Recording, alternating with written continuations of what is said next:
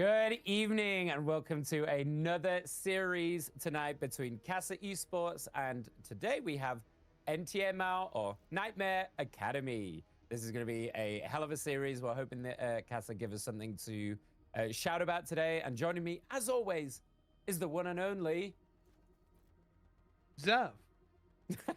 I need to stop doing that to you. It's all right. It's an exciting match that we have set up today.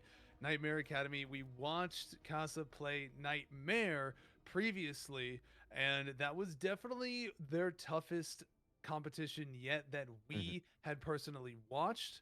Nightmare Academy is not as strong looking as Nightmare themselves, but they are definitely no pushover, currently sitting at 7-3 in this FACEIT league at this time. So it's definitely going to be likely an uphill battle for Kasa, but it's another opportunity for them to really test themselves and see how they do match up against some of these higher currently ranked teams.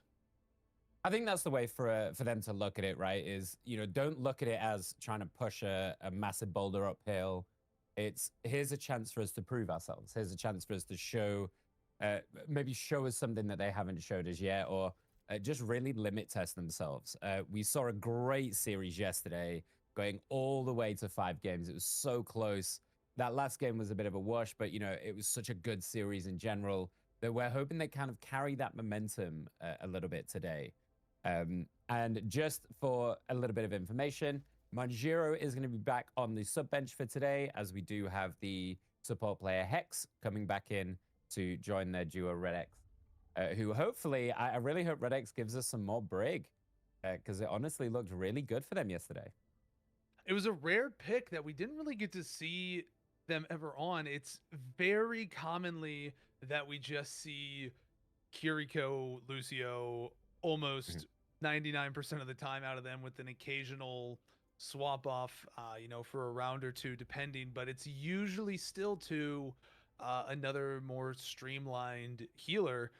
Very rarely do we actually get to see the Brigitte so far. In the matches that we've seen for FACEIT League, Brigitte has been a very uncommon support that we do actually see. Absolutely. So that was really cool to see, and made some great plays out of it, including a game-winning stall out to allow the team to recover and actually get themselves back into it. So definitely looking forward to, maybe some more exciting stuff like that today. And I think, we talked a little bit about this yesterday as we got towards the end of the series of, the element of surprise, the element of throwing out these random picks that maybe, these very established teams like Nightmare Academy might not be ready for. And those surprise elements can help kind of push you over the edge sometimes in these very fast-paced, very potentially flip-floppy kind of games, So things like the break could be really good. But we do know Hex and Red X work so well together on this Lucio Kiriko pairing.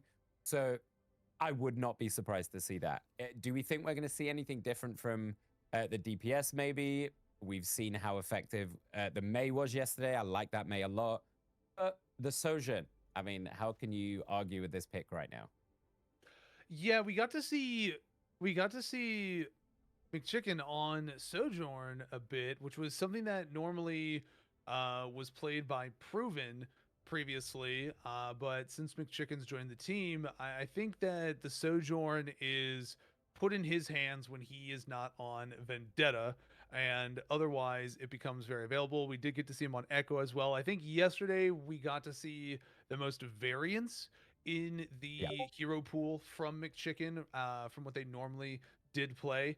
And Proven had a few key moments on Cassidy, which they typically do not see a lot of success on. We've occasionally seen them swap to it, but usually it doesn't bring that same oomph or impact that the Sojourn does when Proven's been on it previously. However, there were some really great moments out of Proven on it in yesterday's match on that Runasapi.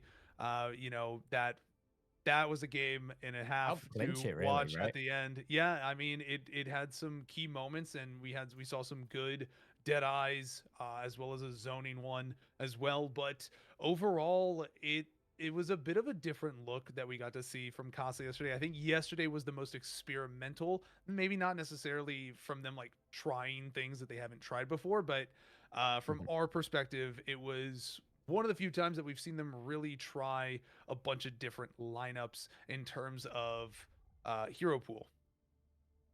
Yeah, absolutely. And, as we talked about, I think that's kind of what we would like to see today as well. Just them messing around more. I think when you're facing up, when you're the underdogs in this situation, you either go one of two ways, right? You either go for ultra comfort and just try and play your game, or you go for that surprise factor. And while we're kind of waiting to get into game number one here, let's talk a little bit about maps, as we always do, and put you nicely on the spot for a prediction. So I think we already know what map number one's going to be. I mean, do we even need to talk What? about it at this point? What do you mean? It's totally not going to be Nepal again. Never. Yeah, It's it'll be Nepal most likely. We did finally actually get to see a the bit of a element of curveball surprise, the element of yesterday. Uh, we got Kings Row. predominantly hybrid map is the last map that teams ever pick. It's usually the game 5 map if a series goes to game 5 for the ones that Yeah. we've witnessed. However, yesterday after dropping the first two, Kasa came out, threw curveball, gave us Kings Row in the third game, and that was their first map that they got back into the series on, and it was an exciting one to see. But we did get to actually witness, maybe a little bit why a lot of teams don't like some of these convergence maps, as they are very uh, choke oriented, very Mhm. tight type angles of a map with the payload moving on them, as well as the point claim. So, maybe not the most fun maps for teams to play on. And it was still an exciting thing to get that change up for us. So, I There's don't know that we'll see that today. Maybe. If it goes into a quick 2-0 and Casa's on yeah. the back foot again, maybe they try to throw that in once more, hoping that maybe the other team isn't as prepared for that to be a third game type map or something of that nature. But it really is going to depend on how that series goes, which, NTMR Academy, really solid team. Probably, Yeah, no I'm gonna have to pushovers. say, looking at like a 3-1 in NTMR's favor. What are you thinking about? What are you thinking about Interesting. seeing today? So I'm gonna throw a little spicy curveball out there because and follow my logic here. um, Yesterday we saw them for the first time really pushed back on Dorado. We know Casa has been really like strong and loving Dorado as a map. There, particularly with this new roster, their combination of this Zarya Vendetta combo has been working really well on it. We also know that the previous iteration of Casa really struggled on Shambali. So I'm wondering if maybe that knockback yesterday on Dorado has maybe knocked their confidence for the escort maps a little bit. And they might think, hey, actually did pretty well on Kings Row yesterday. So we might throw that in as another curveball. In terms of how I think this is going to go, I think this is very much an uphill battle for Casa. It's either going to be a straight 3-0 or it might be a 3-1. And I think if they do throw in this hybrid map that not a lot of teams are using really at all, that could be the one map that they're able to take away from, again, this kind of surprise factor that NTMR are not ready for. I do think Nightmare Academy have probably got this 3-0 though, but I would like to see them play around a bit. It'll be really interesting to see their map choices as to whether that has knocked their confidence a little bit after yesterday. I would say at the bare minimum, if you're Casa going into this matchup, knowing that Nightmare Academy is one of the more powerful teams currently in this league, that you're looking maybe not to steal an entire match against them, but steal a couple rounds, steal a couple points. So first map is going to be control. Uh, you know, Try to steal one of the control rounds in that matchup. Mm. Even if you lose it to one and you go down 1-0 in the beginning, but being competitive, making yourself, making your team, your presence it helps with knowing that, like, okay, we can compete with this. Like, this is, we're playing well. They're a very good team, and this is not going to be easy no matter what, but it's not necessarily impossible type situation. And so I think that's I do. maybe what we see them go for a little bit today is just try to be competitive and look competitive and try to steal a couple points here and there. Yeah, I do think most importantly, I think they do need to get off to a good start. You know, we've seen Kasa be traditionally quite slow to get into the series, and I think that has hurt them in a couple of their series, losing those early maps. Particularly, we've seen them struggle on Nepal, weirdly enough, because that is always the first map. So I think if they can get off to a good start, we are kind of talking about this as if it's a done deal, and of course it's not. You know, Overwatch, anything can happen. All of these players are very, very capable on both sides of the coin. So we've seen upsets all the time in this league itself. So we're not ruling them out. But I think if they can get off to a really good start, maybe that momentum is enough to kind of carry them through um, as the current underdogs, I would say, in this matchup. I find it really interesting that a lot of these teams, I'm sure it's just a matter of how we've talked about with the maps and like the consistency of a mode from start to finish and it Yeah. not being changed in terms of like control, in that each round is a consistent factor. But that first map being control and almost guaranteed, the second map is typically escort, and I do find escort to be really interesting, to be the very common map that people go to for their second game, because I would almost feel in this type of situation, I almost feel like a mode like Flashpoint is a better second map type situation, because so many games we've watched that either they've been winning on or have been on the back foot of those initial pushes out of spawn are just so Yeah. oppressive on the defensive side of things, and it can really eat up your time in a round and really stagnate your momentum trying to get going in a game. But sure enough, we are here. We are on Nepal without fail, Oh, yes. no matter what. No Ilios, no Busan. Maybe one day. We are seeing Hex currently showing Life Weaver, which Mm. we have not seen. We'll see if they stick with that.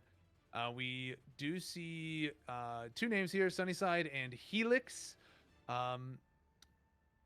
Not sure which one is McChicken and which one is Proven, or if that is a sub in for DPS at this time. We will get that verified and get back to you. Yeah, and just to note, we are still, for those of you viewing who've been with us as well, the kill feed is still bugged, so the colors might be confusing, but we will do our absolute best to keep on top of that for you with our wonderful commentary as we get into this first game between Nightmare Academy and Kasa Esports, and already just some poking and prodding, and this is really interesting that Dirt is actually on the Roadhog. Not a pick we've seen a huge amount of on this tank roll, and already Kasa getting the early exchanges, getting those first few pickoffs really nicely, and then setting up this front side with Leo holding onto the Sigma. And immediately, Dirt, as we talked about that, Roadhog switches onto the Sigma. Almost wonder if that was a little bit of like a BM type situation. We haven't seen Roadhog at all, and maybe it's just kind of an ego thing, coming out showing themselves with a Roadhog pick, something that is not considered particularly strong in that tank role, and trying to see whether or not Kasa would be pushovers, coming out with some off meta options here. But coming right back into it, we are going to see Nightmare clean up Kasa. 1, 2, 3, 4, 5 team kill and take control of the point again after they swap back over onto a Sigma, and they're going to get straight into putting the pressure on, hitting at Kasa's spawn as they come back out of it. Yeah, Snow doing a really good job on that Tracer to get those initial picks. Has now switched to the Sojourn, and actually, Putter on that Tracer, getting those picks and doing a really good job of bringing them back into this and getting the percentage going in their favor. So nearly even Stevens, as now we see the ult start to drop. The Kiri goes on the floor. Red X drops that, keeps the minute. Putter does have the pulse bomb, drops it there, doesn't get a kill from it, actually goes down themselves as Helix gets that trade out. Lau has dropped theirs, dropped the Kiri ult as well, but this is looking really good for Kasa until Snow gets the better of Sunny. Red X gets the trade on Lau though. Helix uses that pulse bomb, gets a double as well, and this is all Kasa. That's a great fight from them. Forces out the early ult in the exchange, manages to back out of it and get the kills that they need. So really great fight. Yeah, that was some really aggressive play out of Kasa there, and that's the kind of situation that we've seen them usually excel with, is when they do play a more aggressive style rather than being on the defensive. When they typically play defensively, they get kind of staggered and they get like uncomfortable really with their play, and the beats are dropped by Hex there, saving their team. An incredible moment. Helix turning it around, picking up a kill on Unred, but Lau is going to take out Sunnyside, and so that's a 1-for-1 exchange on these teams. But currently holding on to the point still, they are. Lau is going to drop Leo, so that's the front line down for Kasa, and this is going to be a tough situation now as Nightmare is going to look to push in Unred, finishing off Red X, and they're looking to catch Kasa as they try to regroup towards the point. Nightmare just now taking control. It's so back and forth though, and this is what we see between the competitive teams at this level. The way that they're using their ultimates, and these fights are swinging both ways, and it's coming down honestly right now to these Tracers with these Kiris dancing around these fights, getting these early picks, and Leo going down early in that fight allows them to walk forward off the back of it and just full send as we see Leo getting pushed once again. The beast gets dropped for NTMR. That's going to keep them all going. Lau once again getting the best of Red X, and then Unred can just follow off the back of it on this Lucio. Diving around, Leo does eventually get Snow, but it's this Lucio. Unred is going absolutely bananas. Gets a triple with the fist in the end in the room, and once again, it looks like NTMR are going to take this late fight with a really nice double backline doing work. Putter with a Helix, with a nice little kill as Putter does get the trade, but it is overtime, so this is the contest at the end. Can they keep this going? The Doomfist just to get onto the point, staying alive, trying to keep the overtime going, poking and prodding. Putter does get Hex. That's a big kill, just touches at the absolute last second. There goes the gravity. Leo is going to go down as well, and here it looks like NTMR are going to finally finish that off. But signs of life from Kasa with some good fighting in the middle there. Definitely an exciting match from them to start things off. They did not let themselves be pushed around, but Nightmare really showed good pretty much ult efficiency as well as timing of their ultimates, as well as using their defensive ults aggressively. Looking at the percentage that they were at, they took advantage of their positioning as Kasa was coming back to the objective, and we saw Unred drop the beats to give that a large amount of overhealth to their team and go and push aggressively onto Kasa and take the fight to them rather than waiting for them to get to the point. Now, we did get to see Kasa come out with the Doomfist to get to the point and contest it, but that was not without the incredible plays of Helix keeping it alive, stalling out on the point for a long time, and even taking a kill with them before they went down.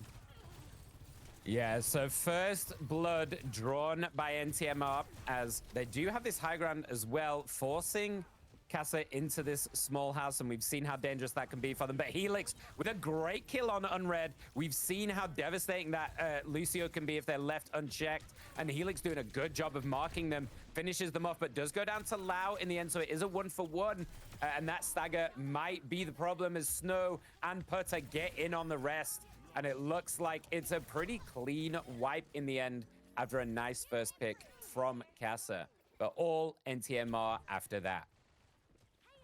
NTMR really trying to flex their veteranship right here. They've been moving around together in a very, exciting fashion, really playing off of one another very well. This, Putter on this Tracer has been an absolute menace, getting around and staying alive, getting down to, like, 1 bar of HP and recalling back and just keeping alive and keeping people's heads on a swivel. Sunny dropping there to putter, just like we were talking about. And it is going to be Kasa on the back foot here once more, as we're going to see Helix fall as well to Unred. This Lucio is very aggressive. Unred plays a very aggressive Lucio. Not afraid to get up it close and personal to the members of Kasa and really, box them to the beat of his movement and just kind of brawl out as a support.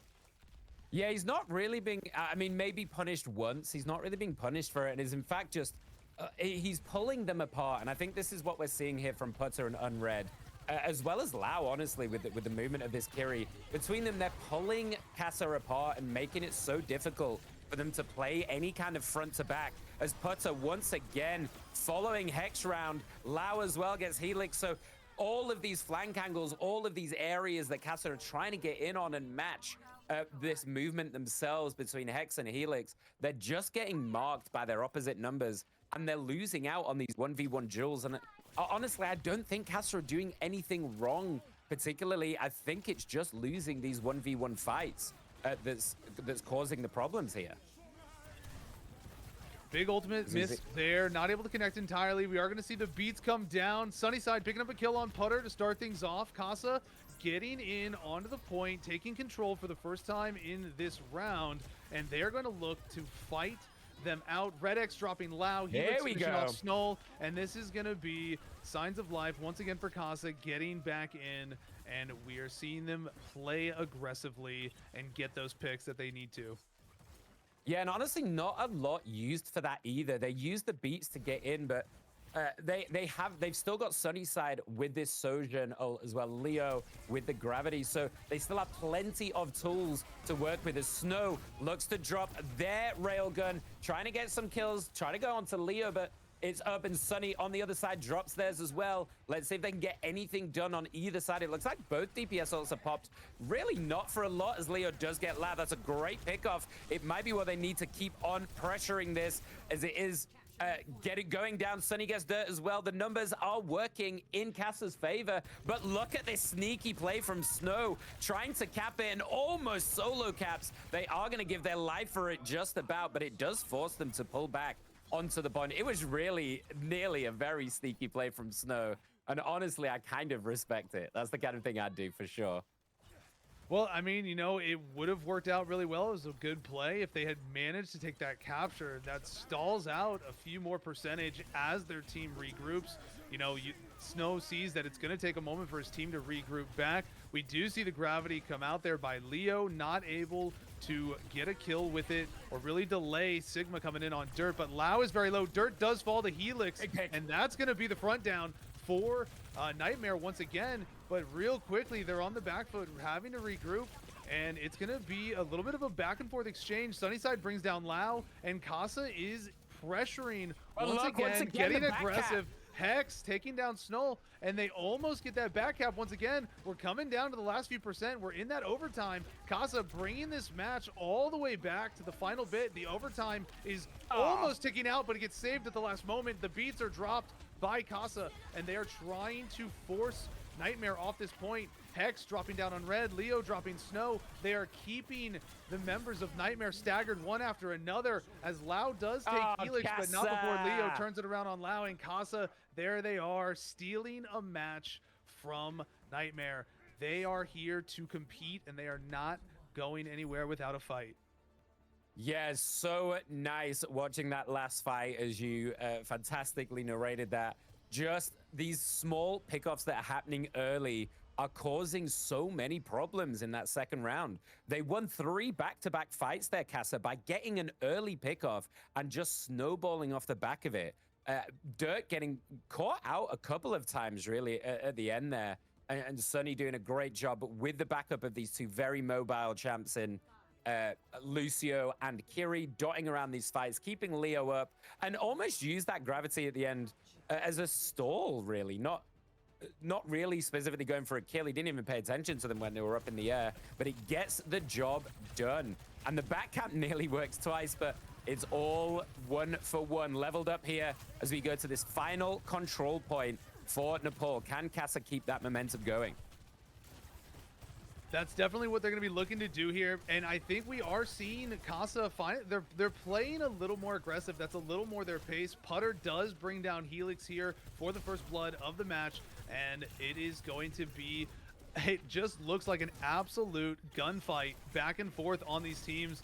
Not really any set control positioning, as teams are both just back and forth fighting for positioning on the point. Leo gets Putter off the sides of the map, and that is going to be an opportunity here for Kasa, but Leo gets really low, hanging on for dear life, hanging around the edge of the map. He's still alive. Up, drops on red. He is hanging on the edge.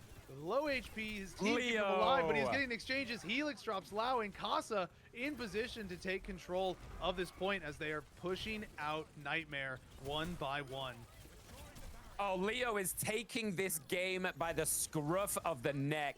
How does he flip, get that first stun, which was really nicely just flicked onto, and finishes off that kill, and then stays alive? I think down to maybe 14 HP at one point right there as he drops down, but fantastic from the healers as well to back him up, and putting on a clinic on this Sigma to give Kasa this this second part of the point and get the percentage going in their favor. But looking really good for them. Let's see if they can carry on getting these early trades, these early picks. Red X drops the Kyriel on the floor. They've still got Leo and Helix's ults to work with if they want to use them. The Pulse Bomb goes there, doesn't get any value for Helix, but maybe just stalls out. The Beats is ready for Hex as well. So plenty of tools as Lau and Putter both coming up with theirs. Pulse Bomb on Putter. Maybe looking to use that. The gravity goes up, and Putter does get Red X. That's a great couple of kills from Putter, which is going to bring them back in. And I think, although Leo does get one trade, you want to try and back out here and just reset as Snow cleans up house with dirt, takes the point for Nightmare as Kasa needs to back up. And nothing used here for Nightmare. The ult economy is still very, very much in their favor. So a very handily won fight for them. Yeah, we saw Red X pop their ult at the beginning of that fight, and that stalled out the exchange for just a little bit. And Leo tried to get something big off the middle of the point with their ult, but unfortunately not really able to capitalize on it. But we are going to see Hex drop the beats right here, coming in hot. Helix dropping down on red, getting into the backside. 2 kills for Helix, taking out Lau. That is going to be the supports down for Nightmare. So this is an opportunity for Kasa to really just clean up shop. Snow did take down Hex, but Leo is going to drop dirt. Sunny picking up a double at the end to clean out the point, and Kasa will take control again once more.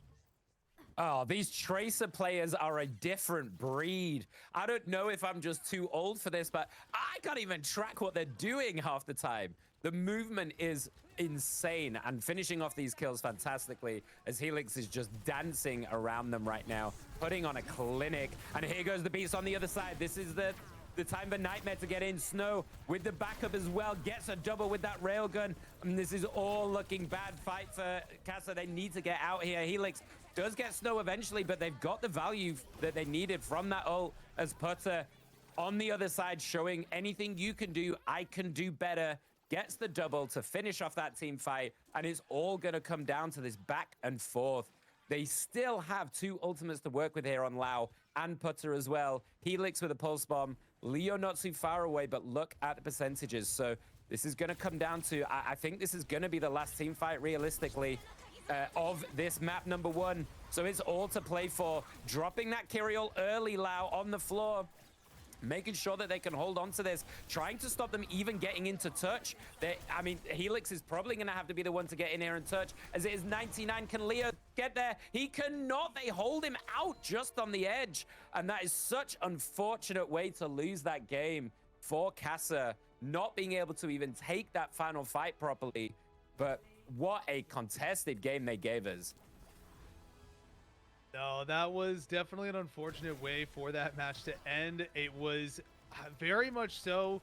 Could have gone either way. We saw the ultimates burned at the early stage of that fight on the final point, but you know, that kind of just allowed for Nightmare to remain aggressive with defending the objective and really look to zone the members of Kasa away from the point, not let them get in. And Leo was just inches off of being able to get onto the point in time themselves in order to contest it into an overtime. But Kasa not looking bad. They are showing that they are very much so capable of competing with these teams. Mhm. You know, right here in the first game to start things off. So it's very much so. It looks right now this is a winnable game for them if they continue to play like this and if they can pull off a few victories and maybe gain some momentum. Yeah, and I like what you pointed out as we were talking about that game number one. I think the difference that we're seeing is yesterday, sometimes it felt like they were playing too reactively, too defensively. And I think Casa's strength really is when they get to play these very mobile, very aggressive heroes, you know, like the Vendetta, the Tracer. We've seen McChicken, who I believe is Helix in this situation.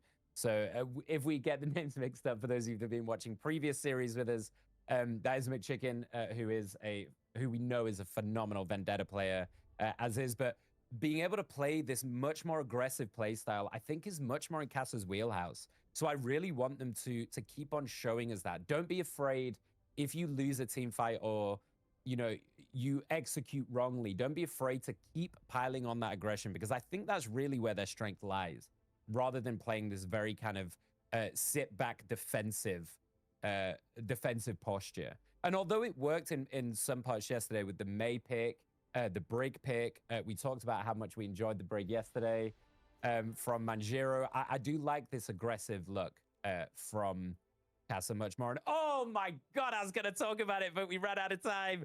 I was going to talk about whether they're going to go back to this King's Row. We talked about it at the top of the stream, and my God, they're giving it We to said us. it. We We are said it. going I back said to King's Row. if they had a 1-0, you know, go down 1-0 at the beginning, maybe they throw in the curveball right away in order to, you know, that's what we were talking about. We both talked about them Absolutely. going back to this early on. Um, you said if they went down maybe in the 1-0, I was looking at the 2-0. But either way, we're getting this King's Row map back in action. We are seeing, it looks like, a changeup for Nightmare with Phone coming in Mhm. in the 5th spot, but we are seeing Manjiro moving in as well for Kasa, taking the place of Hex here. So we Yeah. might get to see, you know, maybe some exciting Juno plays again. Yeah, or we go back to the Brig. So for those of you that missed King's Row yesterday and yesterday's amazing 5-game series, feel free to go back through the VOD. I assume the VOD's available for everyone to watch. It was a phenomenal series yesterday. It was so much fun to watch. And we got King's Row, which we haven't really seen from them before. And this is why we're so excited about this pick. And we talked about it at the top. They struggled on Dorado a little bit yesterday, which has been their kind of go-to second map pick. And we wondered if that had maybe gotten their head a little bit. And they gave us such a good showing on King's Row yesterday that this is why they're defaulting back to this with Manjiro in the mix. So I would not be surprised at all to see them run back this Brig May style comp. Even though we talked about not being defensively postured, it worked so well for them yesterday on this specific map. So I love that they've chosen this, and as we get in here, we'll see what kind of style they're going to give us for this map. And in typical Kings Row fashion, probably going to see a Widow for a very brief moment, you know, at the top, you know, usually for people to get out, but it's looking like the teams are going to avoid doing that potentially right now. Sunnyside, maybe not Widow, but Sunnyside showing Man. Hanzo right now, Hanzo. and you know, a different type of sniper. And so there's Tricky on the Widow. So maybe they come out double sniper just to take care of any distant pressure initially to push in through that choke point.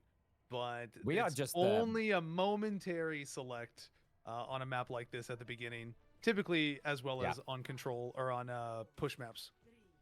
Yeah, and we are just batting this out of the park today, predicting everything correctly. Red X giving us that Brig once again.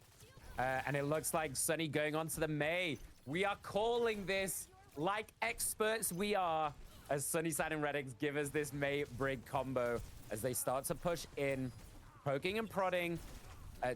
on this first point of King's Row. Dirt goes down pretty low very early. No healing to speak of either yet, as they get walled off and immediately taking very aggressive positioning onto the site, early capping this point, and no real hold to speak of for Nightmare as Leo takes out Dirt, corrals him in the corner. Sunnyside getting that pick on Unred as well, and it's such an early aggressive take that they've just already got point number 1.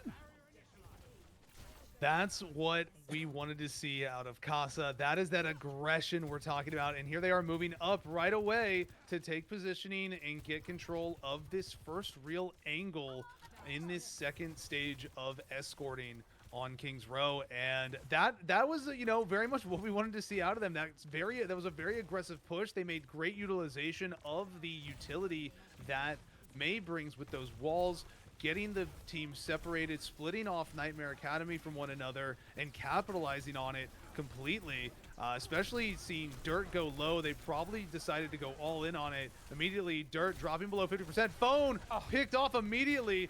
Red X taking them out, going in, and we are seeing that exciting, aggressive brig play once again. Yeah, and Dirt is having such a hard time staying alive on this front side with all of the pressure.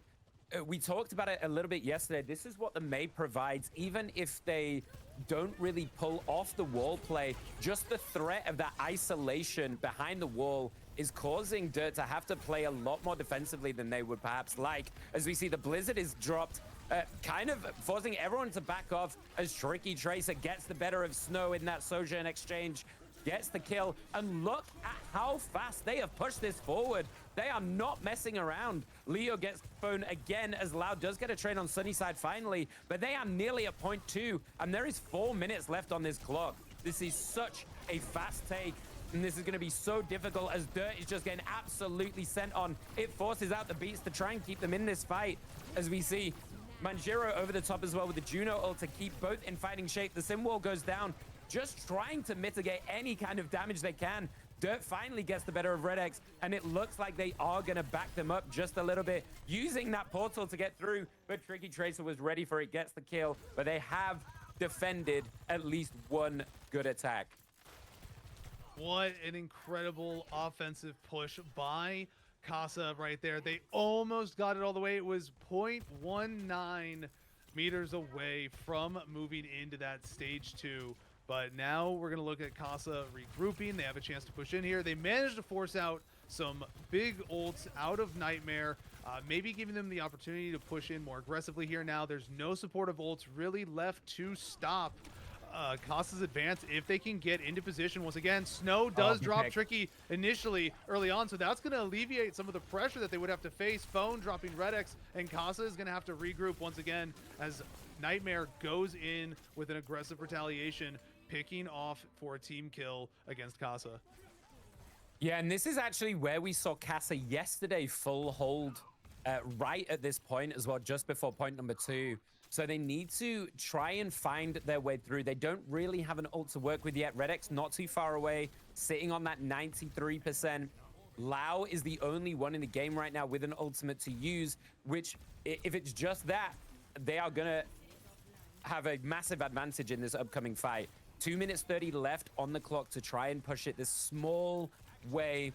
And they're just going to have to try and build some ult charge, I think, here without dying. Leo gets low very fast, though. Not a lot of HP to carry on fighting on this front side. As we see Loud drops, Red X does use theirs as well. The Brig in this front side trying to hold as Tricky Tracer gets an important pick on Unred.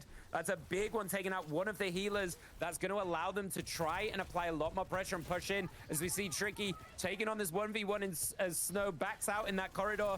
It is pushing forward. The phone is putting in a lot of work, kills Sunny as Tricky Tracer does get the trade, and Tricky is going crazy on this Sojourn, as we've seen so often this Sojourn be the difference maker in these games, and Leo and Red X fighting to get those last picks and get them point number 2, and a solid 3 minutes to push it around this last point. That was a fantastic retaliatory team kill by Kasa, really going aggressive like we talked about. You know, time and time again today is this aggressive play. I mean, and it's starting with Red X. Red X fortunately got their ult around the same time as Lau and pushed in with it, and they were able to just completely bulldoze their way onto the objective. And while that was going on, Tricky was just having a field day, getting pick after pick, and right now we're going to look to see them try and push Kasa back out. Snow and Dirt getting one apiece, Dirt dropping for a double kill, and that is going to be Kasa looking to regroup here before pushing in once more. Multiple ultimates available for Nightmare at this time in order to defend with, so they're definitely going to be able to burn some time off the clock, but it is important that Kasa has been able to get to this last stage of the map. Yeah, and I think this is why we see, you know, picks like Sojourn be so effective, because once you get that first pick off in the front to back like this, it snowballs so quickly and it allows you to push so aggressively forward off the back of it. As we see a really good gravity though, it's a 1-for-1 trade as both Sojourns get that initial pick. Dirt though getting the better of Red X, and Snow just picking off after the back of it, and Unred finishing it off. And they are winning these later fights. They did have to use quite a few ultimates for that, though. Lau and Snow, the only ones left with theirs, but nothing to speak of for Kasa. They are going to have to just... I don't know any better way to say this. They're going to have to raw dog this and go in without any ultimates and just try and get this initial pick. So big focus on Tricky here to try and get this first snowball going. As you can see, they're getting very aggressive with it here on Nightmare. They understand what's happening. They've got the ult economy advantage. They can push forward a little bit, try and keep them off entirely. Leo does manage to pick one up though, gets the ultimate, gets a kill off the back of it, finally manages to build that ultimate up and uses it to great effect. It's a 1-for-1 though, as Phone does use those turrets to pick off Red X, but Leo is going crazy now, and this is what we're talking about. Leo going mental, getting a 4K to probably get them nearly all the way. There might be one last fight in this, as Lau is up with an ultimate, can probably carry them onto the point to have one more contest, but this is what happens if you don't focus Leo. He is gonna run you down one after one after one and send it, as we see them in the backside actually trying to get in behind them, dropping that Kyriel on the floor. Unred does get Red X. That's a very important pick. It might be enough, but Dirt and Lau following up, and oh my god, they might have held this. Leo just jumping off because they understand there's only 5 seconds left. I don't think anyone can touch, and they do eventually hold without them getting all the way, but still a great first push from Kasa. And right before that last fight where Kasa got pushed off the point, incredible push by them. That fight that got them that far all started with Leo, even though he went on to have a 4-kill streak in that entirety, just going absolutely crazy. It all started with him getting that gravity onto Lau and eliminating Lau at the beginning of the fight, because Lau had their ultimate available, and so that was immediately taken out of the fight equation, and that gave all of the advantage to Kasa in that exchange, and that allowed them to just go completely on the offensive and really force Nightmare off the point. So big distance push for Kasa almost the entire way. They just have to stop Nightmare from going the same distance. Pretty much they have to stop Nightmare from going the entire way. Yeah, pretty much. And I think we do need to point out Phone here. You know, we were talking a lot about the things happening from Kasa's side, but Phone on this sim was putting in so much work. We know Sim to be a very good hero on this map anyway, but getting Red X was having a really difficult time on the second half of that half. As Phone was just getting on top of this Brig and making it really difficult for them to get any value and picking them off time after time after time. And we've got some really interesting picks here coming out from Nightmares. We see Phone piloting that Pharah, trying to avoid this kind of Mei Sigma front wall issue and just trying to go over the top, taking some high ground, causing issues already. This very high AoE damage is going to be a problem, and Dirt piloting this Roadhog that we saw them attempt in map number 1. Let's see if it works out better for them this time. and it is a good way to try and get an early pick, as we talked about. And right there on cue, it's like Dirt is listening to me. They get that first pick on Red X. But Sunnyside and Leo trade in kind and actually get the better of that scenario. Snow, though, is not done yet. In the room, Tricky Tracer dives on top to get the trade. It's trades all over, but it looks like Kasa have held on for now after that first push, as Red X is coming back in to support Leo and try and keep him up, as it is a bit of a longer journey for the defense to get back here. And Leo is really low. He's been full sent on a hook to finish. And actually, that distance is going to hurt them a lot, because I think it's going to give them the point, the fact that they couldn't get back as quickly as Nightmare could. Yeah, the distance there being is the key.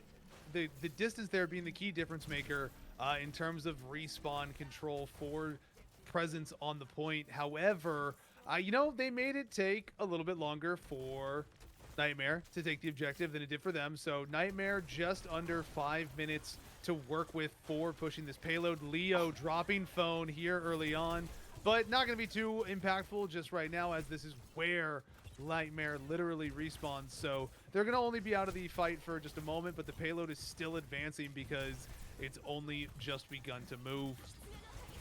Yeah, and interestingly, Phone goes back to that sim as we see just a massive dump here. Oh, I tell a lie, Phone has switched back again to the Pharah. Gets Red X. Leo gets a double, though, and Leo is putting on a clinic once again, using that gravity to pick off the first, and then follows up with a second as well to push them all the way back.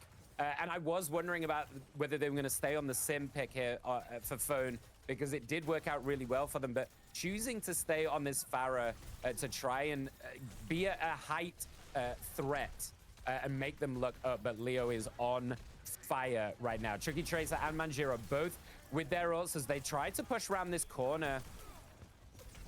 Getting a lot of damage down, but not getting any finishes, as Dirt does finally finish Sunnyside, and that's a lot of control taken out once the May goes down, and they can push off the back of this, I think. Phone getting tricky as well, and they can just full send around this corner, and they need to be careful not to just uber stagger, and it looks like that's what they're doing here. They need to try and regroup and put up one final fight before they get it all the way, and you can see them already. Dirt is pushing up very far to try and stop the contest. Yeah, they want to get control of this angle and try to basically zone Kasa out from contesting the point. Kasa likely will be able to push in. Red X does have ultimate as well as Manjiro, so they can go aggressive here. Trakey pops his ult but gets eliminated by Snow early on here, who also popped their ult. Unred dropping Red X, and Snow for a triple kill with that ult popped on the Sojourn, and that is going to be a well-timed aggressive push by Nightmare to take that second point very quickly. So now Kasa is on the back foot, and they have to stall out Nightmare for 4 minutes on this final point. This would be an unbelievable defense to hold this for 4 minutes, I think. Red X switching to this Wu Yang. We saw Wu Yang be very effective, and already Phone and Snow dropping them like flies, and this game might just be done way quicker than we expected, as they are just full sending it down, getting pick after pick after pick. No one is stopping them whatsoever. There might be one last team fight in this, but oh boy, Dirt is feeling very free to get very aggressive in this front side. Basically spawn camp them right now. Someone's got to touch, because they are very, very close, and it looks like that's going to have to be Leo getting in. They do get booped away, though, and they get booped away. Cannot contest an NTMR. Just full sent it with an unbelievable push after what we thought was a really good first half from Kasa. But oh my word, that's going to be hard to come back from, I feel. An unfortunate end to what was an incredible performance by Kasa. They played this map really well, but it's just this last little bit where the momentum that Nightmare had, they were able to maintain and just keep it rolling. And it is one of those situations where Kasa had a difficult time regrouping. You know, it put them on that defensive back foot, which is where we see them sometimes struggle a little bit. You know, it's what we talked about, how they played last week, playing a little more passively, a little more defensively, but they weren't necessarily playing passively here. They just were on the back foot of these exchanges. The momentum that Nightmare had coming around to that second point and into that final point was, just a little bit much for them to deal with, but they definitely made it a competitive match. They almost took it the entire distance themselves. It was very close, but naturally, close doesn't win you anything for it. So, unfortunately, they go down 2-0 in this matchup against Nightmare Academy, but they are making their presence very much so known. They are competing and they are making it close in the end of it all. But we're going to be moving in here to map 3 now. What are you thinking we might see them go to? Do you think we'll see them fall back to Escort and to Dorado or something of that nature? Or might we get another curveball and actually see maybe Flashpoint? Yeah, it's tough to know at this point because I think the fact that they chose King's Row second shows that maybe their defeat on Dorado yesterday may have knocked their confidence back just a little bit for that map specifically. We know them to not enjoy Shambali. Maybe they just keep going and say, hey, let's throw a map that I think now, apart from Ilios and Busan, which we've talked about in the control, the only other map that we've not seen in any of their series, Route 66. So maybe they give us some spice and throw that map in the mix for Route 66. But I do agree with what you were saying. I think it was just they never could find their feet in that one.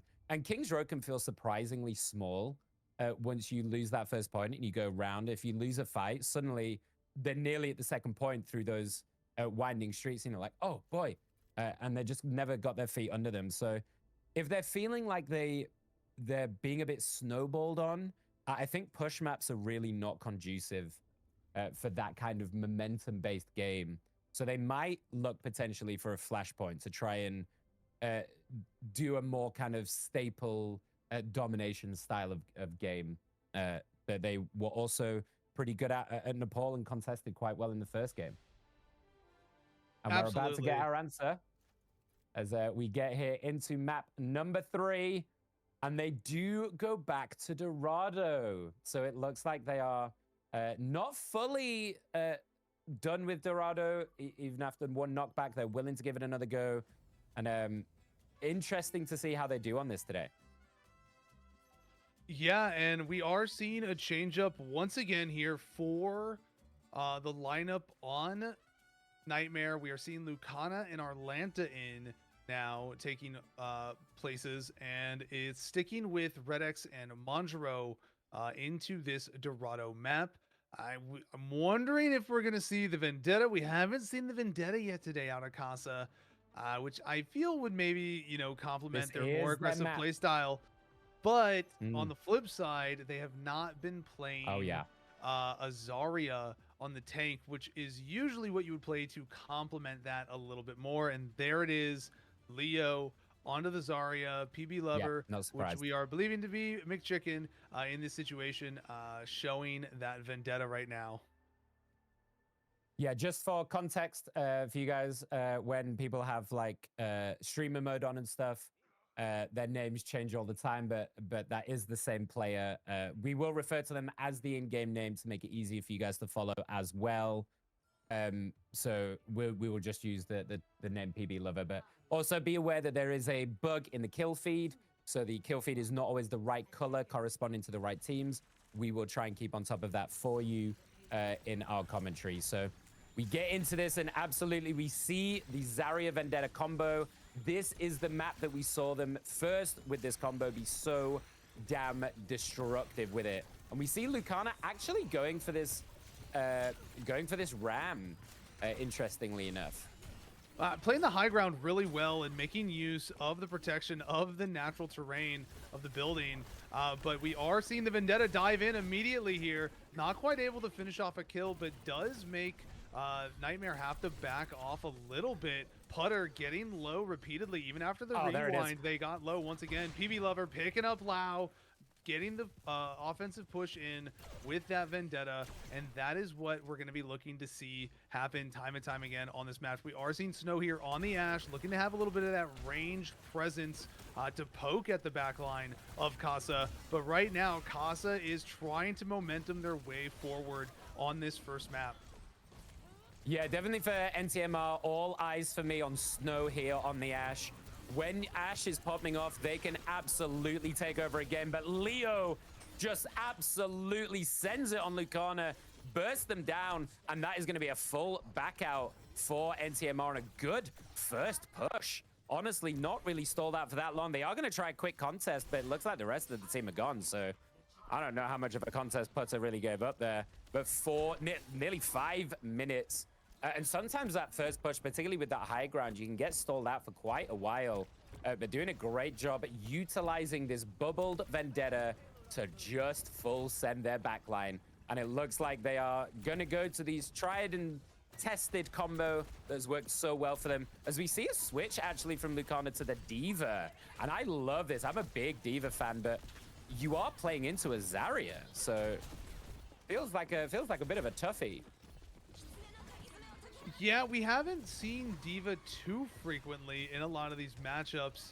And when we have, it's definitely not normally into a Zarya. Putter getting the pulse bomb on Sunnyside, Snow sniping out Red X, and that is going to be, you know, Kasa having to back off right away. Snow dropping Leo now, and the assist there by Lucana. So right now, we are going to be looking at, you know, the aggressive play of Kasa is what we're looking to see, but they do have to be careful. This is a tough angle to take. There are a lot of ways for them to be pressured, a lot of different high grounds that they can be looked at from, but you know, that's the exciting thing about Vendetta. High ground isn't a problem. You can get up to the high ground at a moment's notice easily. We do have Leo. The Red X ult is out from the Kiriko, and we are going to see Leo pick off Snow. Leo does have the gravity well available if they want it, and there it is. It's out in the top corner, and they're going to look to try to cap on it. Lucana trying to cover for it, drops PB Lover. PB Lover had the ult ready to go, was probably going to try to follow up on it, so that's an important pickup by Lucana to stop that ult from coming out. Snow picking off Red X, and it is pressure being put onto Kasa right now, even though they had that engagement. So great stop by Nightmare. Okay, we have to talk about Lucana in that fight just there. They full send into that grab, puts themselves willingly into that grab so that they can defense matrix any damage coming through, and does such a good job of mitigating really any picks coming off the back of it. So just a really heads up play from Lucana as they drop the bomb in the middle of this room, forcing everybody back. But PB Lover does eventually get the kill, gets double actually. Sunnyside following up. There are picks all the way, so it is a 3 for 2 right now. So they can keep pushing forward with Manjiro just sat on this point with Leo. So it is going to go the way of Kasa eventually as they make it round this corner off the back of PB Lover doing some great work on this Vendetta. With the ult ready to go still. Sunnyside with theirs as well. Red X with an important pick on Putter as well. That takes out a lot of the pressure coming on their backside as we see pushing in, trying to use that bubble. And they're just holding this high ground. Sunnyside has popped that ult though to not really much avail. Getting people down low, and it is enough for PB Lover to come in and get Lao. So that might actually be enough. Jumping on top of Leo, and I apologize if you could take over for a second. We are looking at a very aggressive push in here, going for the dive in the back line, turning right back around, trying to get onto that Tracer and stop Putter. Putter, fortunately, not able to pick up anything off of their ultimate, but we are watching PB Lover just fly around the map right now. Leo taking Lucana out of their mech, and that is going to be, you know, some nice pickups for Kasa. PB Lover dropping Lucana. Lao does drop Manjiro in the exchange. PB Lover with a nice double here, and that is going to be Kasa taking positioning and the point, advancing the payload into the next and final stage of this map. Sorry really about that, exciting everyone. stuff there. I'm a little bit ill, so excuse me. Apologies. Yeah, great team fight from them. Gets them to the second point. Plenty of time on the clock as well to get it round this first corner. But again, they have some high ground to play off of. And we see big changes from the DPS. Putter going onto this Echo, trying to dance around and make it very difficult for their backliners to stay alive. And Snow moving on from that Ashe onto the Cassidy. Leo with a grab, so look out for Leo here. We know how good they are with these grabs.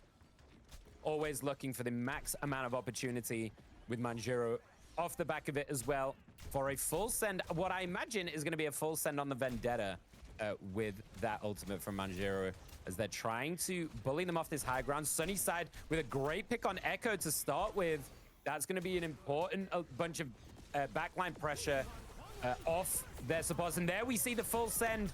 Manjiro dropping that ultimate, letting them go. PB Lover just in this backside going crazy. No one can deal with this. Instantly getting that pick off on Snow and going straight forward to Lucana. Leo getting Putter as well. And I think, honestly, this might just be a full 3 points for Kasa, and this is going to be a huge confidence boost. The grab in the spawn, Leo? Are you kidding? That is a message being sent from Leo right there. You may have had us in the first two, but now we've got this one on lock. A very convincing 3-0 for Kasa. That's the best we've seen Kasa look today, and that's saying a lot considering they played really well in their previous matches so far, but it really is leaning into the testament of that Vendetta Zarya combination that they like to play, and really seeing PB Lover here just go absolutely mental. They're fully enabling PB Lover here, not only with the Zarya, but also Manjiro on the Wu Yang. And we saw it in a prime example here where he put his ultimate on PB Lover, and PB Lover went diving into the room, picking up an elimination and putting the pressure on two other members before diving back out, only to go right onto the objective and put some more eliminations on the board with that Vendetta. And that momentum just fully swung Kasa onto the point. Yeah, now do remember, obviously, this is Kasa's map pick, so we know that this is a map that they are very accomplished on, particularly with this Vendetta Zarya combo. So we did expect them to do quite well, but honestly, pretty convincing from their side. So let's see if they can do the same on the defense. As we see, currently, we're not going to get baited until they leave the spawn, but sticking with this Ram to start with, and Putter going onto the Sim once again. The Widow looking for an early pick, sneaking around this side with the use of the TP. They have spotted her now, as we see Putter, well, pretty immediately changing to the Tracer. So it looks like it was just an early TP play to try and get Snow in a position to snipe down this lane. And it is forcing them to not be able to play this high ground. So honestly, even if you're not getting the picks off the back of it, just forcing out this spacing to force them to back off completely is allowing them to have already got to this first corner. So just off the back of some really nice picks, honestly. But Red X gets Lao. That's the first to go down.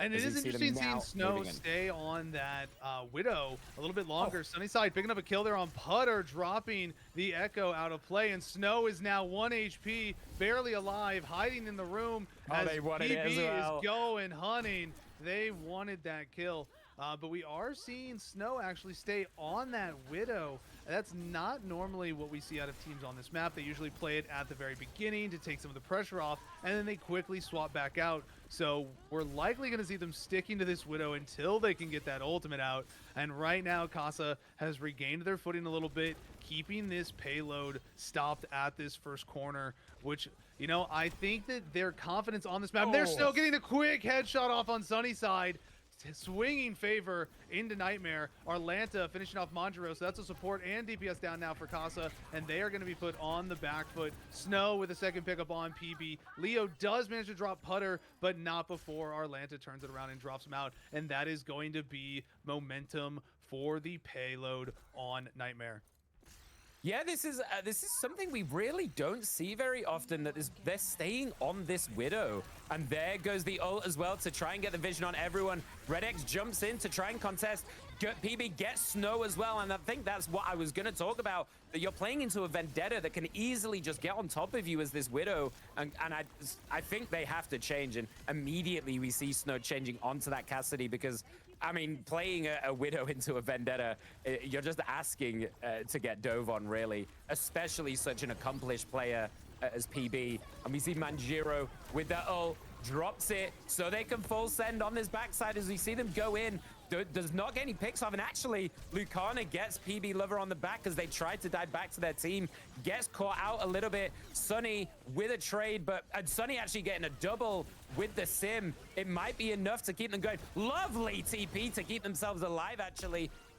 But they do eventually go down as Putter gets the final kills to allow them to get this first point fully. 3 minutes 30 on the clock. Close fight, though. That stall out is a key thing here, as that does limit the amount of time that Nightmare does now have to advance the payload. You know, at this time, Kasa had about 5 minutes to be able to move this payload around this corner. So Snow quickly with the flick, taking out PB Lover. And so fortunately, you know, Vendetta's able to get back into the equation very quickly with the movement that she has. So it's not too much of a loss for them to lose them at the beginning of the fight before anything's really begun, but it doesn't allow Kasa to take too much positioning just yet. Yeah, and look, once again, there's the grab. I was about to talk about it. It gets all of them on the high ground, but no one goes down. Putter gets Sunnyside on the other way, actually, and Putter is being a menace on this Echo, proving so hard to deal with, and gets 3 off the back of it, and that is probably going to send them all the way, if not most of the way, to point 2. They used the grab. It was a lovely grab, but the protection was already there and ready. There was no backup damage to try and finish off those kills.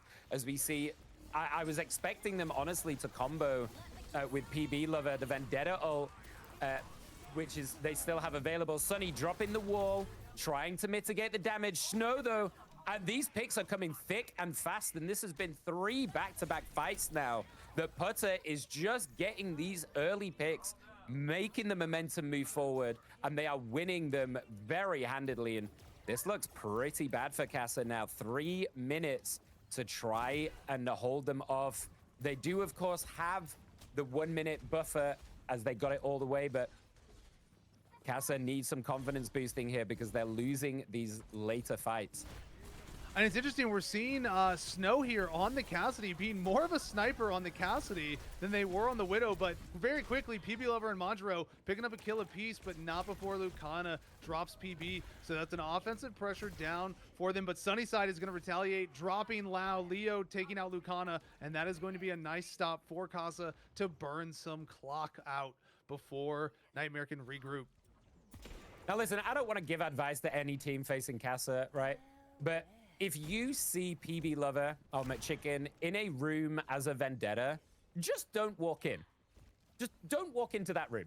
He's an absolute menace in these small spaces on this hero and is shredding people left and right. And 3 ultimates on the board. Red X, PB Lover drops, ready to go. Manjiro does go down, and that's a really important pick from Snow because Manjiro had their ult to use as well on this Wu Yang. PB Lover uses the Vendetta, does not get anything for it either. So this looks like a really tough fight now for Kasa. I think they just need to back out. Putter already with that Ash, looking for anybody. Swaps back to the Echo, gets above. They're trying to get anything, but look at how annoying this Echo is being. PB Lover does eventually get Snow, so that's a great pickoff, but they need to contest. This car is so very close, and everyone is offside, but Leo gets Putter eventually, and that's going to be a huge pick. And PB going crazy. Once they get the room on this hero, they can do numbers, and ending it with a triple kill to pull them back. 1 minute 20, and it looks like they're not going to be able to match the time. So it all comes down to, can Nightmare finish this off, or can Kasa full hold? Manjiro, the only one with an ult. Sunnyside, though, 99 about to hit that bob. And Lucana, it's all on you, Lucana. If you want to save Nightmare in this one, you're the only one with an ult available. And it's going to be definitely a tough situation. But fortunately, you know, Sunnyside with that Bob. Bob is a very important figure on this part of the map. It's really important that Sunnyside gets their ult off during the fight and doesn't go down holding on to it. Red X dropped immediately by Snow. The flicks are going crazy on that Cassidy, but Sunnyside drops Putter, so it's a 1-for-1 exchange on both sides. But once it supports, Sunnyside with a double, Lucana's down, front line down, PB Lover takes out Lau, Snow drops Manjiro, Sunnyside with another one, Bob finishing off Snow, and Leo to finish it out for a team kill by Kasa, and they are going to be able to hold on. And now we are going to see Nightmare rushing back to the point. Less than 20 seconds remaining, trying to get back there. We're going to see the Vendetta maybe or a Doomfist come in, but neither. Oh, it's a grab. It's going to go straight grab. for it. We see Putter go down, getting caught. And Sunnyside picking up with that kill. So immediately, Nightmare is a man down in this final push to the point. Kasa trying to hold them off. 1 second remaining. And they are going to hold it out for the win.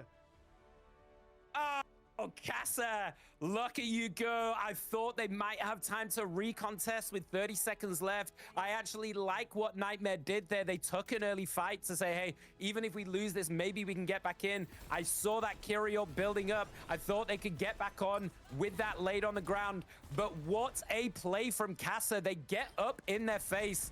Sunny with some amazing last fight picks to keep them in this series. And they give us a win. This is not going to be a straight 3-0 sweep. And honestly, they looked really good in that map. It was a little bit worrying as Nightmare were pushing their way and bulldozing a little bit. It felt like this might be a repeat of King's Row, but they hold on with some really smart decision-making in those last two fights. Yeah, unfortunately, unlike King's Row, the map is a little bit longer from that objective to the final point, as well as the regroup distance for it. At least that's what it feels like. So it's, you know, this map definitely leaned a little more in favor of Kasa. This was a map that they clearly do still very much so feel confident on. They really liked playing on it, and they performed really well on it. And so that's definitely got to feel really good for them at this time, taking that win away. And, you know, very much so still in this. Now, the challenging part here is that Nightmare gets to pick a map that they favor, that they really like. So Kasa's got to meet them head on a little bit into their territory of what Nightmare prefers in a map exchange. But right now, we only have push and flashpoint remaining. Okay, but here's the thing. We saw this yesterday. For those of you that weren't here for the series yesterday, they went down. Well, I'm going to have to spoil it. Sorry. They went down to, they came a great comeback to bring us to game 5. And they are a very momentum-based team, Kasa. So getting this win, we might see that same thing again. Now they've got that one under their belt. It's going to give them the momentum they need to get this second map. And maybe, just maybe, they can take it over the line. But this is a much bigger hill to jump over. As you said, this is going to be Nightmare's pick. And we are going to New Queen Street for game number 4. And we haven't been back here for a while because people have been going to Runasapi. We've been on Runasapi most of this time. We are seeing a few changes this time around. Manjiro is looking to be back out, and Hex is coming in for that swap onto this map. And on the other side for Nightmare, we're seeing Unread back into the action. So this is going to be a tough matchup.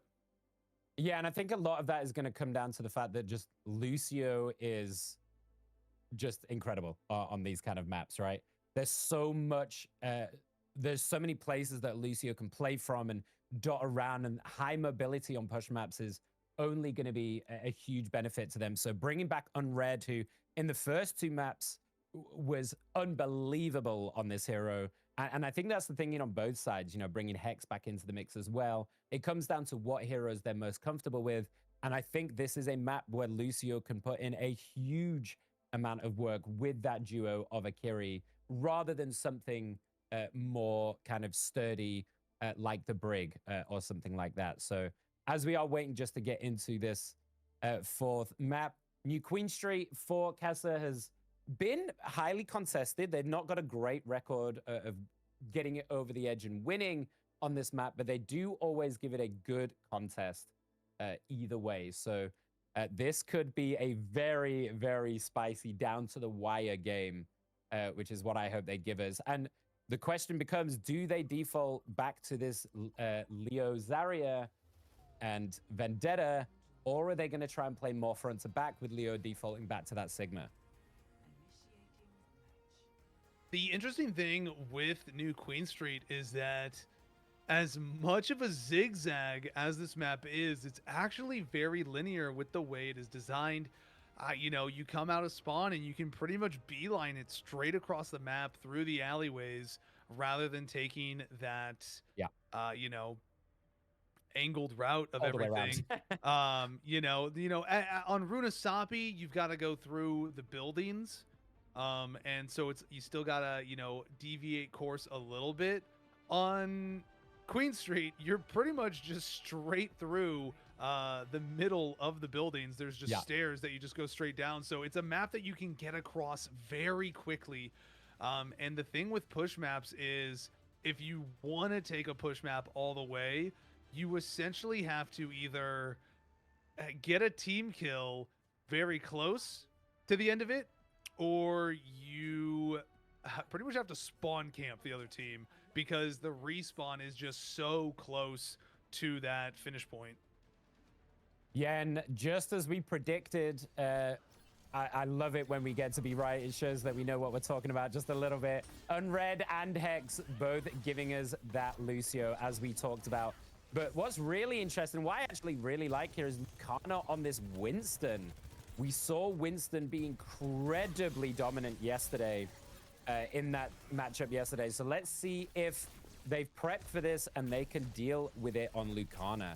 As the early fight goes the way of Kasa, the early picks go their way as Red X helps them on to get the first distance.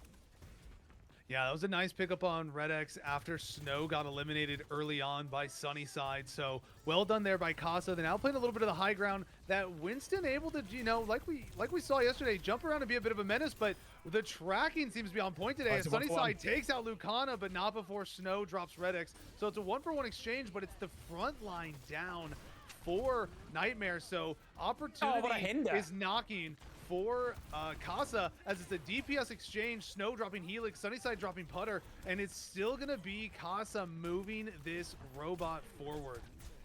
And that's the important thing about push, right? It doesn't matter if you get the picks. It only matters where this robot moves and the distance. There is 10 minutes in this game mode, plenty of fights available between, but often you can have to win multiple fights just to get it all the way back. So distance is the key here. And eventually they do get it started in their direction. Nightmare, as we see, trying to fight this front bit.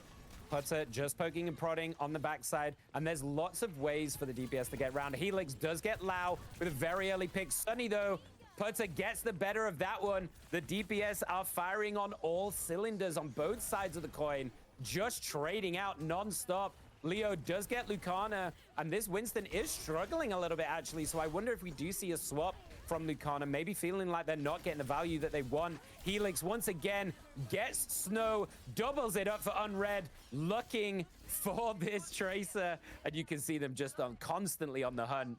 But this kind of matchup, particularly, I want to highlight between Snow and Helix here. The Cassidy into the Vendetta can really go one of two ways. And it really comes down to, can they get the hinder off to finish off Helix, as they go very low, and Lau finishes off Helix as they get a little bit too aggro and get taken out and punished for it. Yeah, Putter is just being a constant pain in their side in the back line, and we're going to see a quick double drop down. Lucana and Lau picking up one apiece. Leo and Red X down. So this is going to be the first real opportunity that Nightmare's had on this map so far. But like we talked about, there's plenty of time on this map. That's the thing about it, is that this mode is a 10-minute match. So unless you take that payload all the way, you are locked into this match for a long period of time. Loud dropping their ult, Unread dropping the beats as well. Both support ults out, and we are seeing Sunnyside with theirs out. Hex does go down. He looks very low, falling one after another. Leo very low right now. Red X trying to keep him alive, but Leo's gonna fall after they took down Unread. And so Kasa back on their back foot once again. Red X dropping Snow, Loud taking out Red X, and they're gonna finish off Kasa, and they are going to move that robot potentially to the next checkpoint. Yeah, that's actually a big loss for Kasa, because they had nearly all 5 ultimates there ready for that fight. And as you were talking, I was going to point it out, but Leo and Helix do hold on to their combos, so look out for this Grab Vendetta combo. But they used both ultimates on Hex and Red X there, and Sunnyside, so a lot invested, and they still lost the fight. So the ult economy is definitely taken a little bit of a swing here, and it's all going to be on Leo and Helix to make sure they get value out of these two. As there we see the grab dropped. Sunny does get Snow and just used really for a single pickoff, but then Sunny and Leo cleaning up house on the back side of it. Hex joining in the action as well to kill Putter, and Helix holding on. So now swinging quite well the other way, only using a Grav now to swing that momentum and the robot back in their favor. And we're likely going to see Lucana come back into this exchange, stop this point from being pushed any further, really, and likely get that ult out early on in case they do want to get off of this Winston. I agree. I don't think it's going too well. There it is, the Winston going ape and is looking to get some picks off here in the back here, but he's really low. He is actually going to go down. Leo finishing him off. Lau taking out Red X in the Kiriko exchange, but we are just seeing Lucana get bullied around on that Winston. Maybe it's just because he's such a large tank, such a large target going into it. But ultimately, we are going to see Nightmare get a team kill here, wiping out Kasa. Even though Lucana went down early on, I think they really just capitalized on the fact that everybody focused Lucana down so quickly. Yep. And with everybody's eyes turned to there, the remaining DPS and supports just kind of burned down the members of Kasa.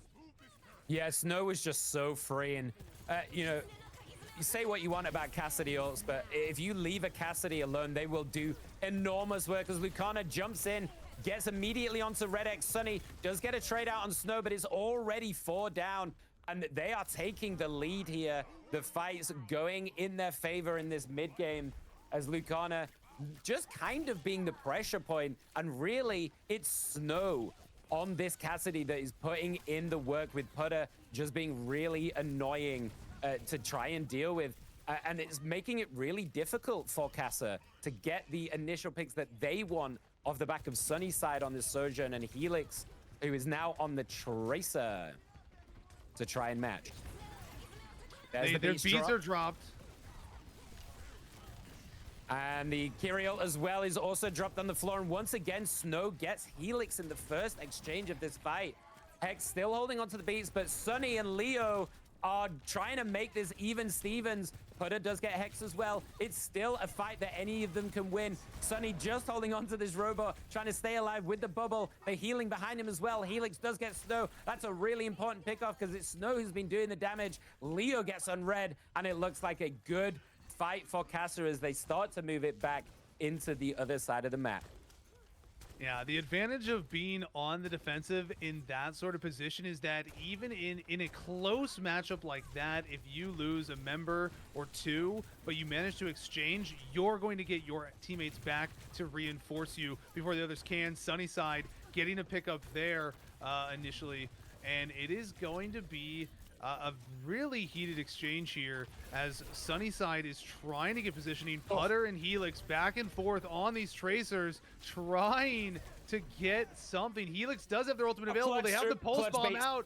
Beats are dropped, and nobody's going to fall for Kasa in that exchange. It was a lot of damage went out across the board, and there is the gravity well. Leo and Helix one apiece. Putter drops Red X down in the back line, though, and so that is a support down, but not before Kasa managed to take 2 out from Nightmare, and they're trying to maintain this momentum. Sojourn in pursuit, getting that elimination. Sunnyside having their own ult popped.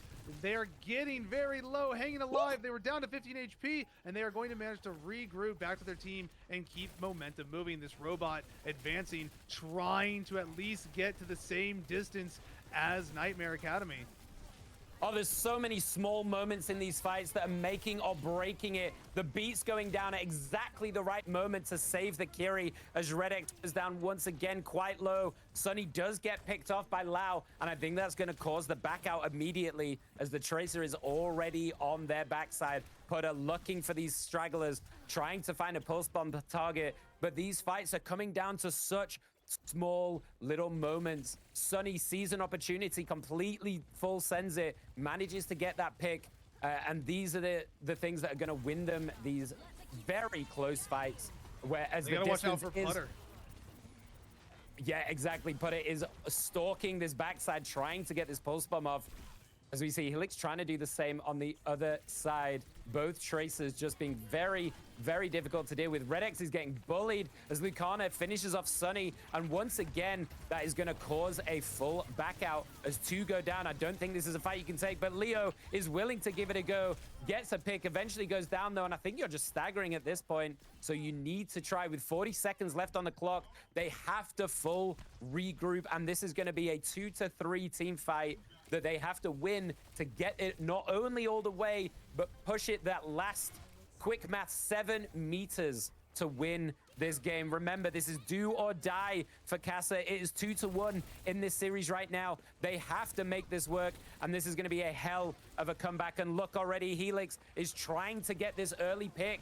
Helix and Hex, both with their ults. 3 ults ready on the other side. Lucana going big boy. Oh, but Sunny clips Putter as they dash in. Helix as well gets Snow. That's actually going to be huge as they've used Lucana's big boy ult to try and force them away from this point, but they get the team fight win very, very convincingly, having really only used the beats there. Helix holding onto this pulse bomb to try and maybe get a straggler for this next team fight, and I think maybe it comes down to this last team fight win if they can stay on this robot. They're already trying to track this Tracer, being a little bully in this backside. Leo not too far away from a grab. Sunny 5% off. It looks like if Sunny can stay alive and get that ultimate off, they are gonna be in a good spot.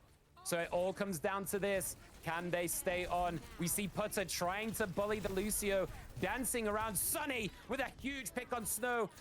Putter gets the trade. It's a 1-for-1. Look for the ultimates here. The pulse bombs could be the biggest trades. Leo so close to a grab. They need to try and stay in this fight and try and get that ultimate going. Lau drops the ult. The grab gets dropped by Leo. They're all there. Oh, Leo gets the double. Is that going to be enough? Hex getting a third on red gets Leo eventually, but this might be enough for Kasa. Oh, Hex coming in with a double off the back of it. Can they stall out? Oh, Kasa, come on. They Incredible get the win. finish.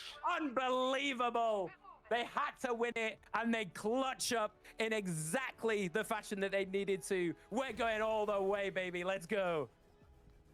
You know, I was a little concerned there at the end. I thought they really needed to get a stop on the robot before it made it onto their side of the map, but they managed to get a good fight exchange here, you know, in this location, not this exact moment, but this location of the map when the robot was coming back around. They got some important picks, and they were able to capitalize with a team kill and then really posture and track down that Tracer early and force the Tracer to fall all the way back and regroup. And Leo actually took the opportunity to get position on the high ground and, you know, get some more pot shots out and just get that ult charge up. Fortunately, you know, Leo was able to stay alive. They were able to keep Leo alive in that final fight and get that gravity well right there on the backside of the point.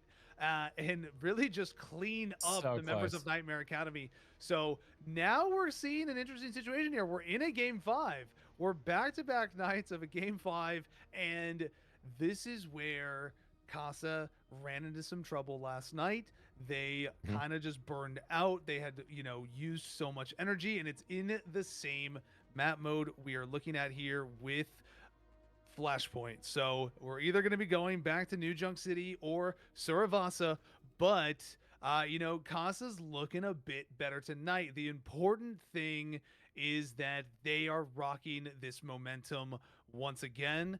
But Yeah. it was just like before. They were down 2-0, brought it back, and now they're in a 2-2 situation, looking for a nice little reversal.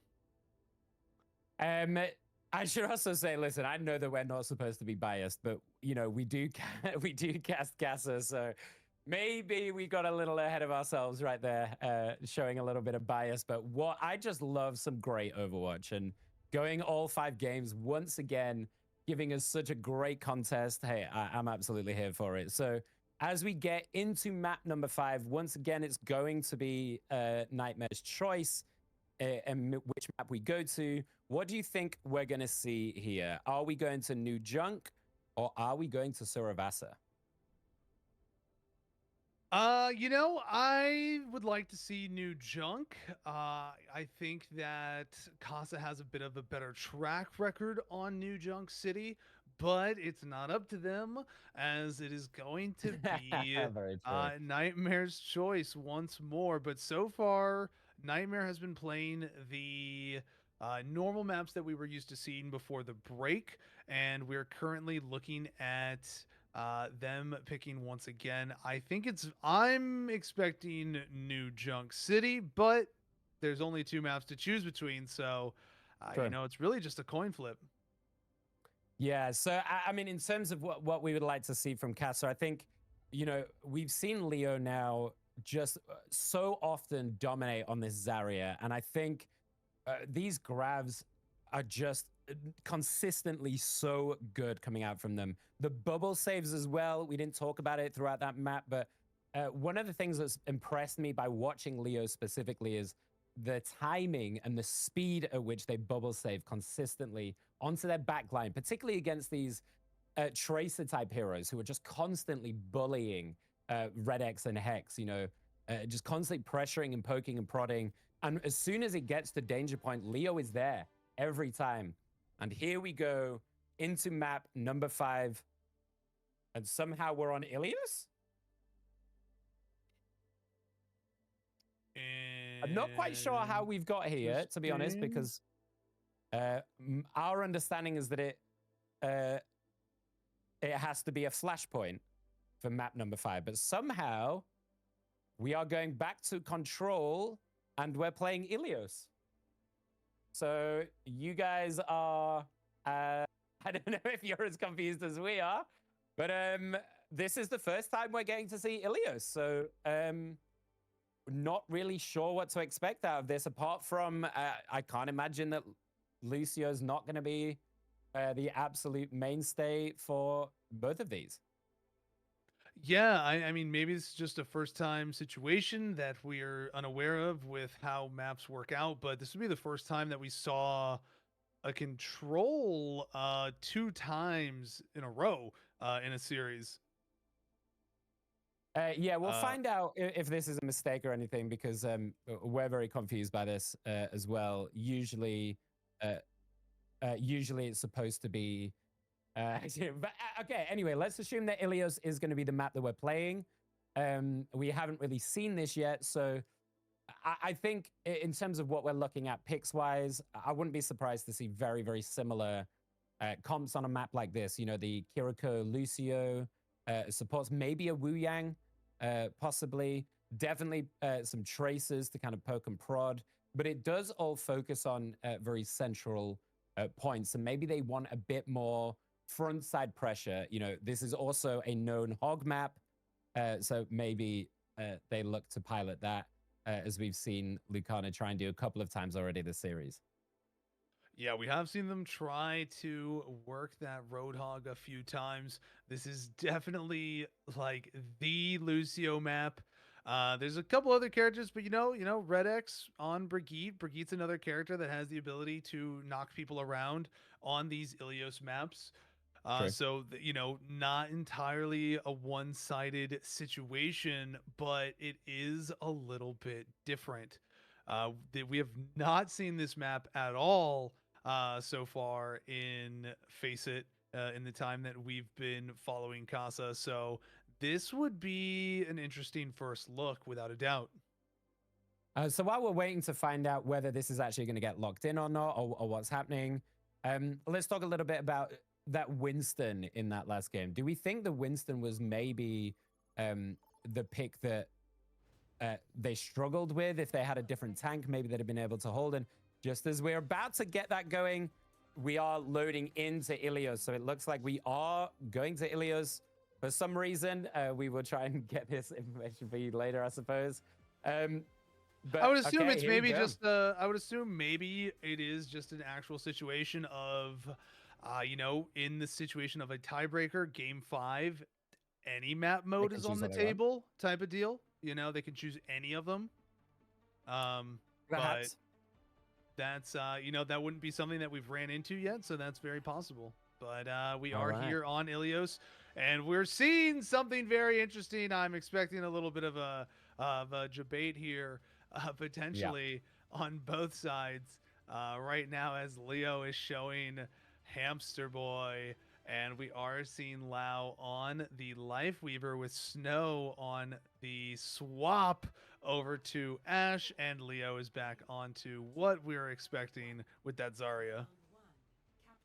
Yeah, and we're just getting info, and I believe you can pick any map on map 5, so we weren't aware of that. Apologies for any misinformation regarding that, but let's get into game number 5 here.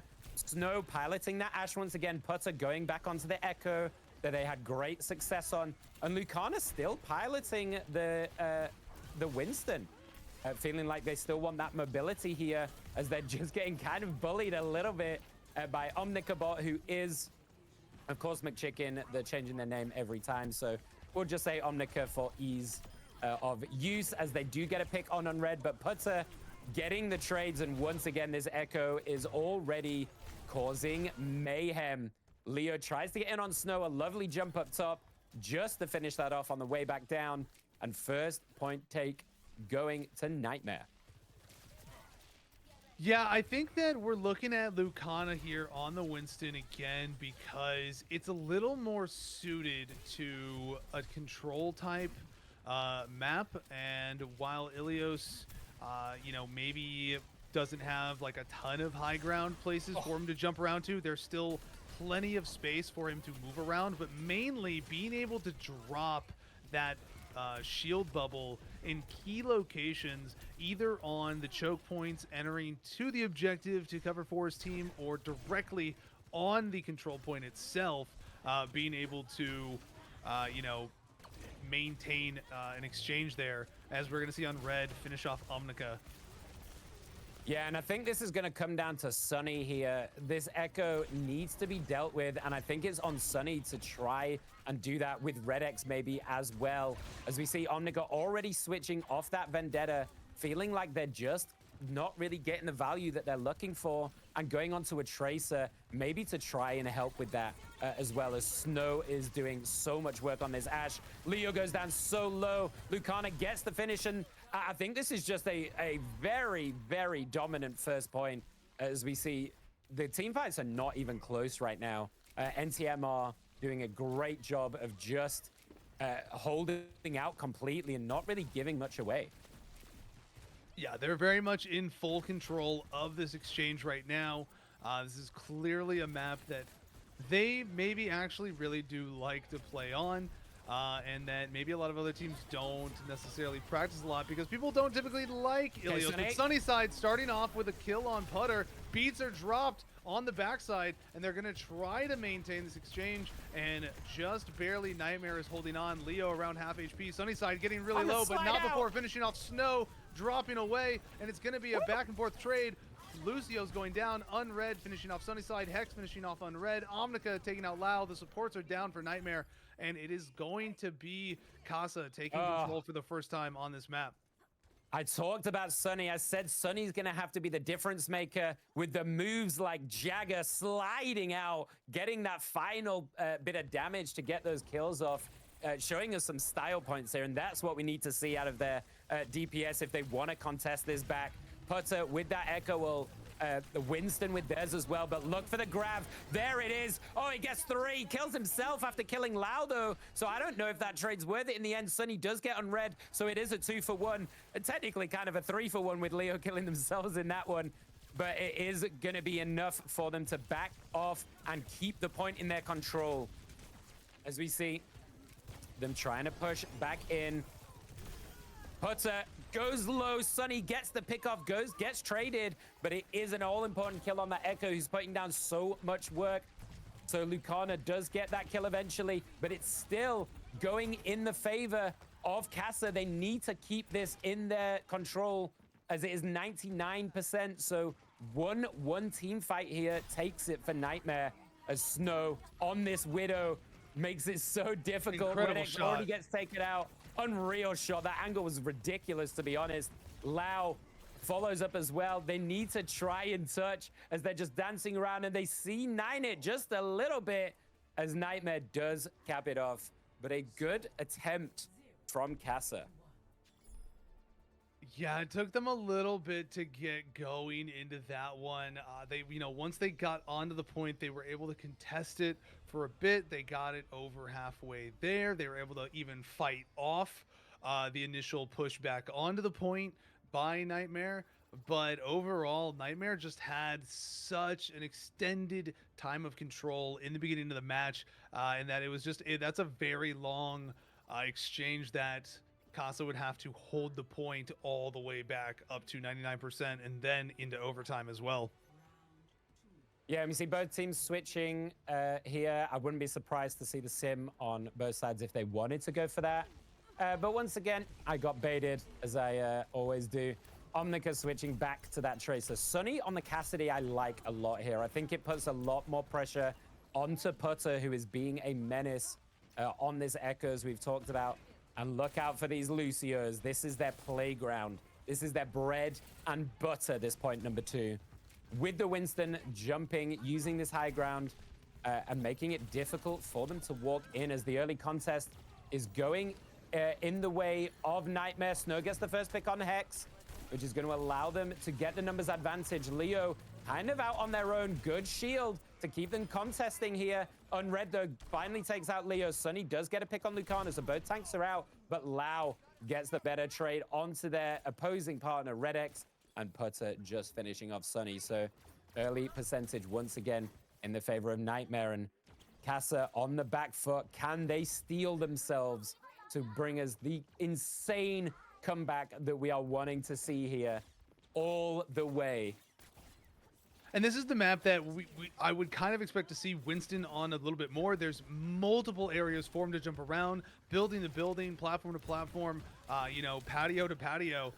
And he can really just take any high angle point that he wants. And there's Putter with the beam, tracking down Hex on the side of the wall. Leo finishing off Putter, though, in that exchange, looking to take control on the point. And we're seeing Leo on Diva for the first time. Lucana dropping down Sunnyside, and Snow is going to take Leo out of their mech, and Lau will take out Redex once again in the Kiriko exchange. Lucana hunting down Leo to finish them off. So Kasa once again needing to regroup here and look to push back onto the point, as Nightmare has full control, gaining that percentage up once again at the start of the match.